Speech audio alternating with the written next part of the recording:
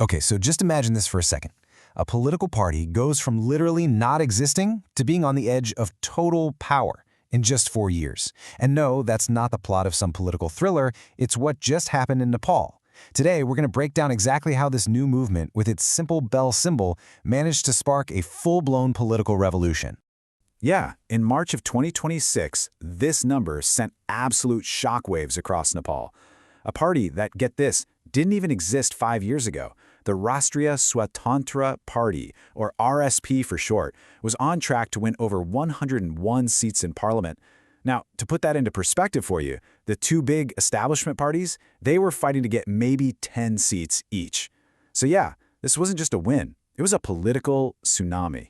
So, obviously, this brings us to the big question, the reason we're all here. How on earth did this actually happen? How did a brand new party, with a simple bell as its symbol, basically ring the death knell for the entire political establishment? Well, to really understand the RSP's incredible rise, you first have to get the context.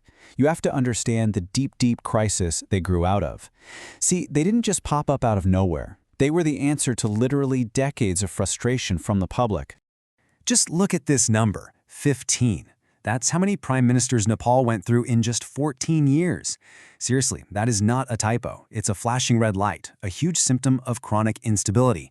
We're talking about governments constantly collapsing, creating a political system that felt like it was only there for the politicians, not for the actual people. So this is basically the choice that voters were looking at. On one side, you had the old guard, the established parties, seen as hopelessly tangled up in corruption and endless power games. And then on the other side, the RSP shows up with this simple, really powerful promise. Hey, we'll bring accountability. We are going to reform this broken system, and we'll value what you can do, not who you know. And the guy delivering that message? He wasn't some traditional, stuffy politician. Nope.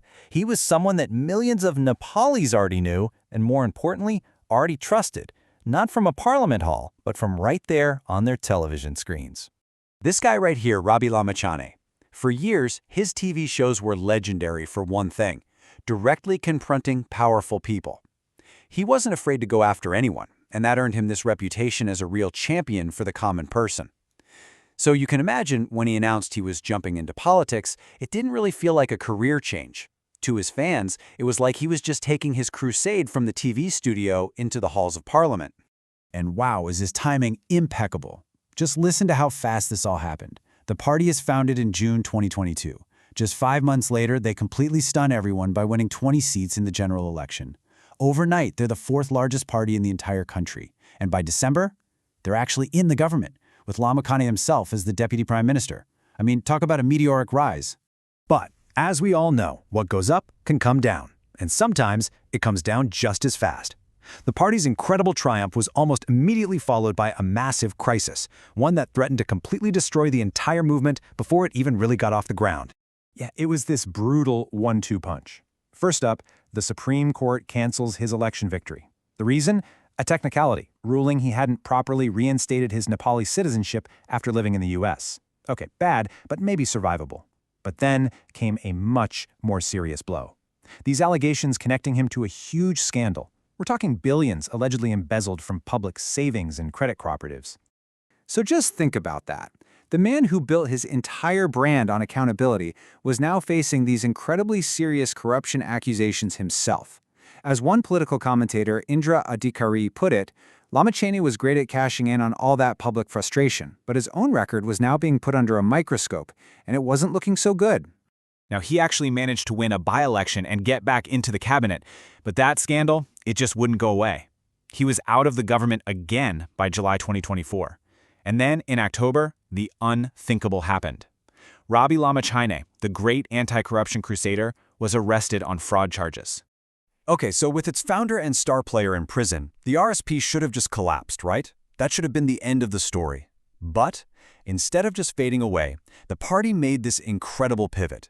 A move that didn't just save the movement, it completely redefined its future. They turned to this man, Balen Shah. And let me tell you, he was already a phenomenon. He's a structural engineer and also a super popular rapper who had already pulled off the impossible by winning the mayorship of the capital, Kathmandu, as an independent.